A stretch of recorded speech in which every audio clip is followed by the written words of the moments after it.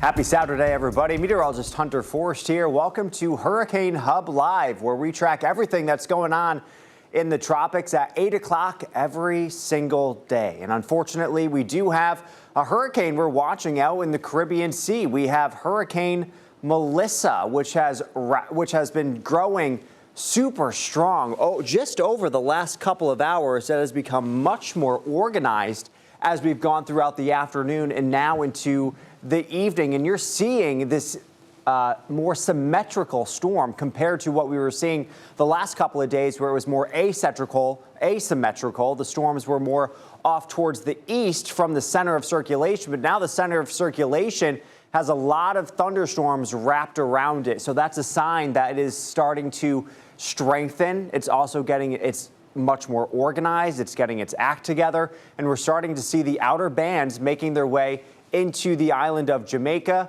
also through Haiti and into Cuba, as well as it slowly continues to push its way westward closer to Jamaica. So here's a look at the latest. Now a Category 2 hurricane, winds of 100 miles an hour, moving to the west at only 3 miles an hour. But as of the latest update, the 5 o'clock advisory from the National Hurricane Center said that now Melissa is expected to become a Category 5 hurricane. This is the 8 o'clock advisory where it became a Cat 2, so it is intensifying very quickly, becoming a Category 4 heading into tomorrow, Category 5 by Monday afternoon with winds of 160 miles an hour. And it can make landfall as a Category 5 in Jamaica Monday night into early Tuesday morning, which would make it the strongest hurricane, I believe, to ever make landfall on the island. So a very devastating situation for Jamaica as we head into the next couple of days. But then as we head into Tuesday, pushes off the island, still a strong Category 4, makes landfall again in Cuba. And then we'll also have to see some of those impacts from the system for the Bahamas and the Turks and Caicos, as well as it could move over those islands as a Category 2 with winds of 105 miles an hour. Continues to weaken heading into Thursday, and then it starts to push out to sea. But here's that forecast cone. Again, a Cat 5 by Monday afternoon. So a very serious situation for Jamaica. Here's a look at rapid intensification. This is what Melissa is expected to do.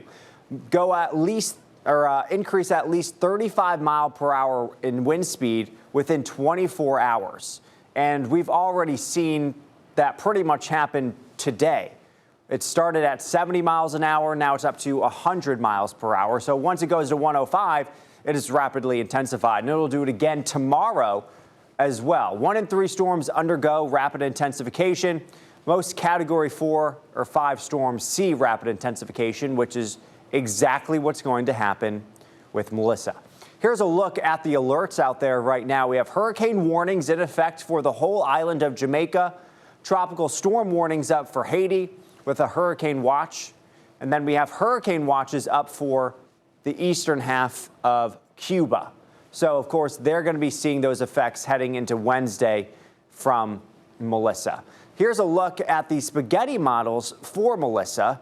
It's going to continue to go off towards the west over the next couple of days very slowly, and then take that sharp right turn to the north and east, and then it pushes out to sea right after it affects the Bahamas and the Turks and Caicos. But as we zoom in here, the spaghetti model's a little bit further to the west compared to yesterday. Now, the spaghetti models show, each line shows where that center of circulation could go. So a lot of the models now taking that center either right around Kingston or to the east of Kingston, Jamaica, or to the west of Kingston, excuse me. So you could get that eye going over Montego Bay, bringing in a ton of storm surge for the southern half of the island. Very strong winds for pretty much everybody.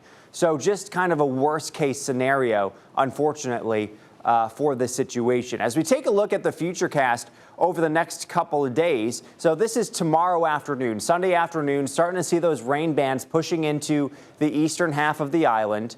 And then it really doesn't stop for days on end. Still a bit dry, for the western half. So Montego Bay, dry. Kingston starting to get those showers heading into Sunday afternoon. And then we see heavier rain bands pushing into the region by Sunday evening, Sunday night.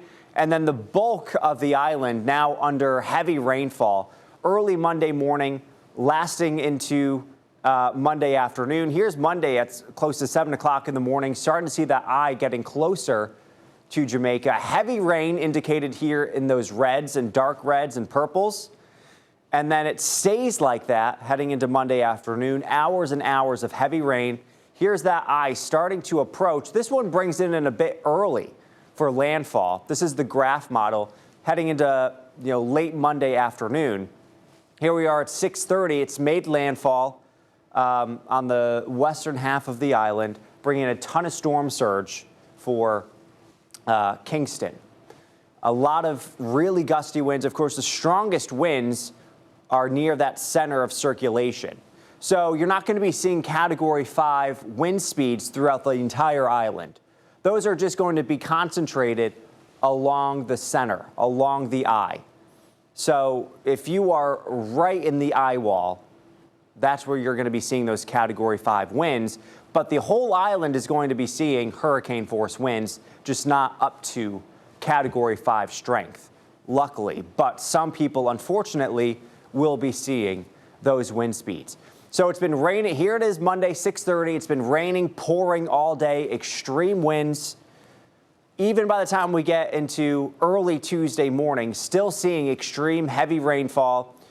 Melissa finally pushing off the northern half of the island, but still seeing heavy rain heading into late Tuesday morning. And then finally, the rain pushes out. We start to dry out and the winds start to die down, but still a few isolated showers heading into Tuesday evening. Here's a look at the potential for futurecast winds. So this is Sunday morning, 10 o'clock. Gusts, nothing we haven't seen before, 20, close to 40 miles an hour in a few areas. But then they just keep getting stronger and stronger each hour. So heading into Friday or Sunday evening, gusts up to about 40 miles an hour in Discovery Bay. Same around Ocho Rios, 22 in Kingston. Nothing crazy, but then again, they keep getting higher. Bull Savannah, 60-mile-per-hour gusts heading into Monday morning. And then we stay around 50 to 60 throughout the day on Monday. And then heading into Monday afternoon, you'll notice Bull Savannah, wind gusts 84, 85 miles an hour, 60 in Kingston, 56 in Discovery Bay. This is Monday afternoon.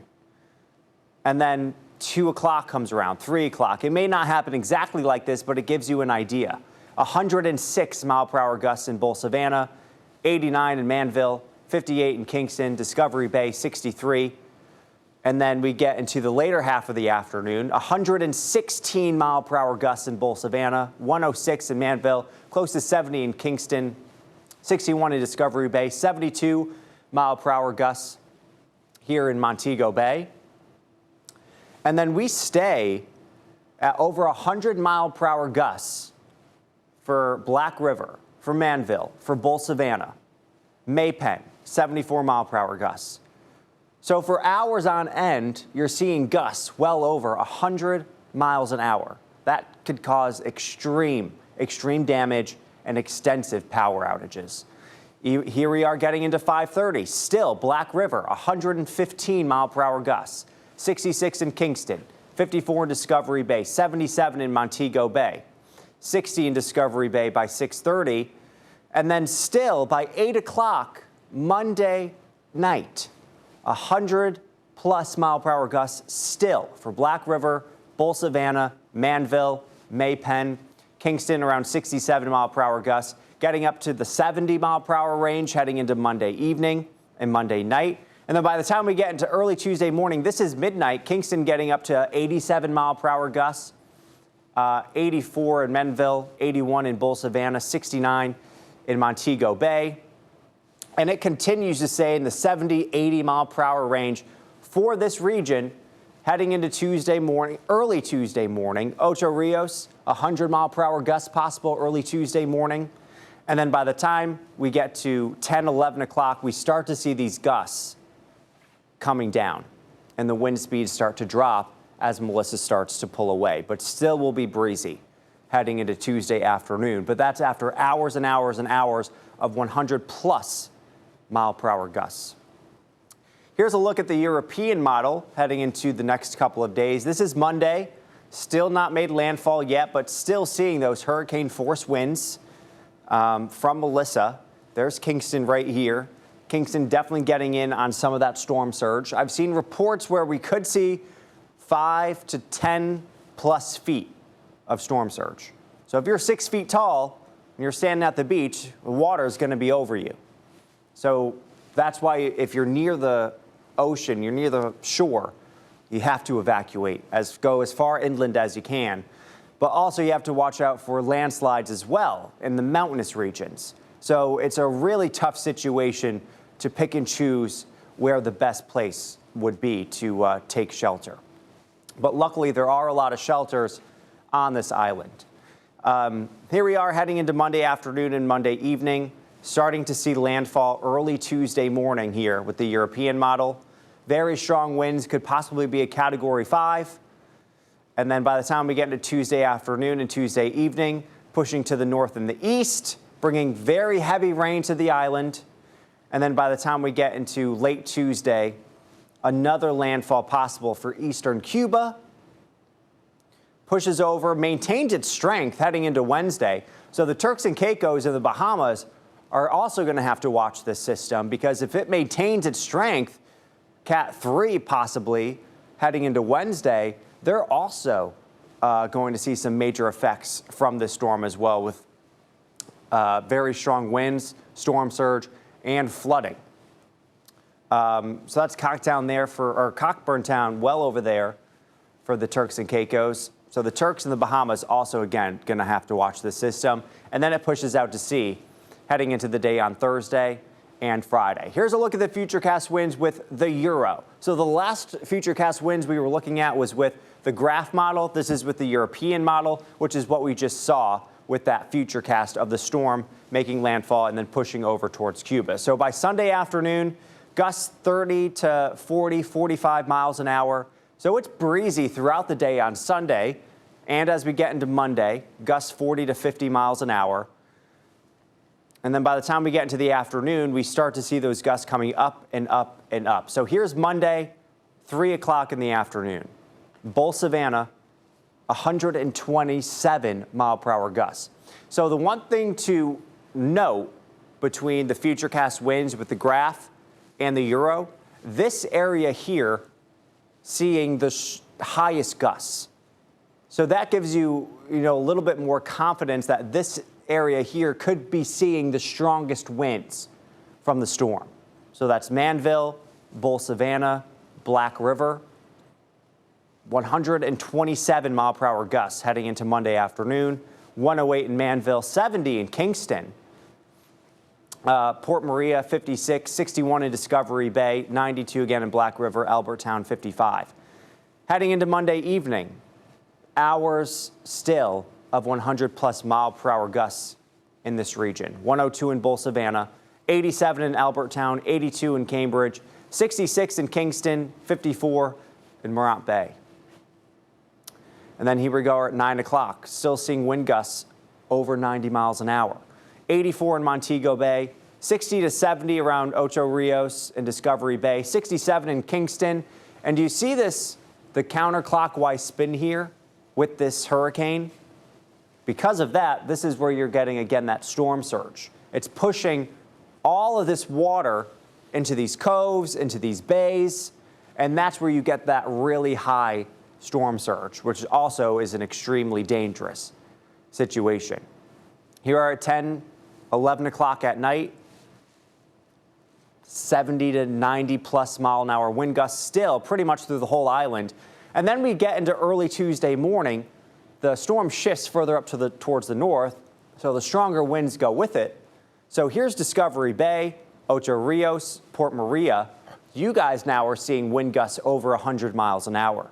109 in Discovery Bay, 100 in Ocho Rios, 87 in Port Maria, 77 over in Morant Bay, 67 in Kingston, and then 66 still in Manville, 62 in Bulls Havana, 62 in Montego Bay. And then by the time we get into Tuesday, we start to see those wind gusts coming down, still strong, close to 60 miles an hour for the northern areas. And then heading into Tuesday afternoon, significant changes where those gusts coming down to 20 to 30 miles an hour. So hours and hours and hours of some places getting over 100-mile-per-hour wind gusts. That's going to lead to devastating effects. The infrastructure, some of that infrastructure can't handle that, unfortunately.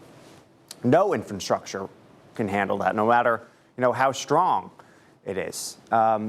Here's what we could see in terms of rainfall over the next couple of days on top of what we've already seen. So an additional 15 inches of rain in Kingston, 15 in eastern Cuba, 16 in Haiti.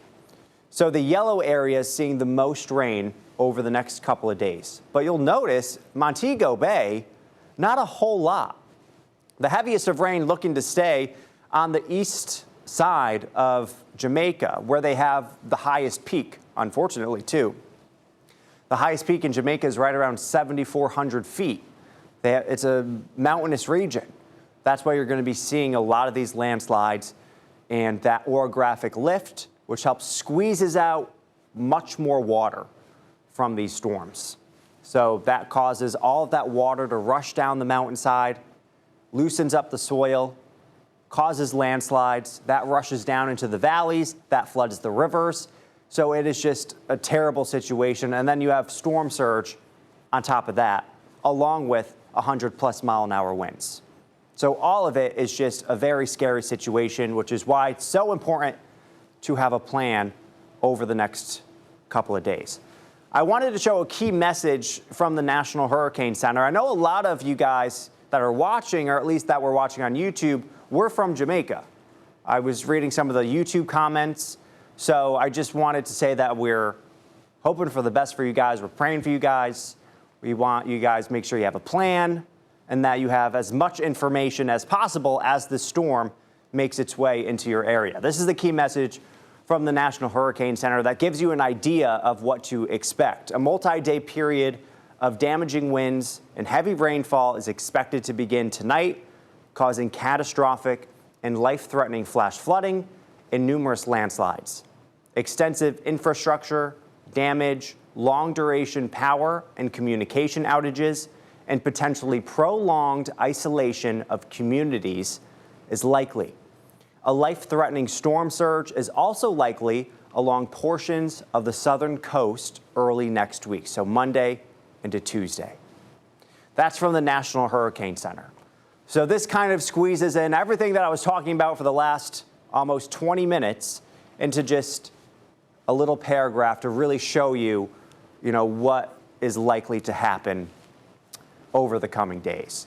So the takeaway is you make sure you want to have a plan ready to go. You want to make sure your phone is charged for as long as possible. Plug it in now and don't take it off the charger, until you lose, of course, when you lose power, then you're out of luck, unfortunately. But here's what you could also have a backup charger, a port. So maybe you could charge a port that when you lose power, that still has power that you could plug your phone into or any other thing that needs to be charged. Make sure you have plenty of water bottles, non-perishable food items. Plastic bags are good to have as well, because if you have clothes that you want to keep dry, you could put those in plastic bags. That'll help keep that water away. You could put anything in the plastic bags, important information, your identification, anything you need, passports, mail, certificates, anything to help keep it away from any of the flooding or storm surge. Want to make sure you're checking on your neighbors, the vulnerable, elderly, make sure they have everything they need. Maybe they could stay with you, you could stay with them over the next coming days. The more the merrier in this situation. Relocate if needed. I know it's difficult. It always is, but if that's your best bet, it's best to do it. And also some home prep as well. You want to tie down anything that could blow away. put shutters on your windows, tie down as much as you can. Make sure your home is as ready as it could be as the storm approaches. I also wanted to put up a website for shelters in Jamaica. It's a map that shows a list of all of the hurricane shelters around the island. I believe there was about 800 that I was reading on this website. So this is www.odpem.org.jm/shelters. So that will give you a list of all of the shelters in Jamaica and also gives you a map of them as well. And I was looking at it, and there are a lot spread out through the island. So there's a good bet there's one near you. So you want to keep that in mind if you are thinking about going to a shelter. There's certainly some that will likely be near you, hopefully. All right, coming up on Hurricane Hub Live, we're going to talk about the answer to the trivia question, and that's coming up in just a couple of minutes.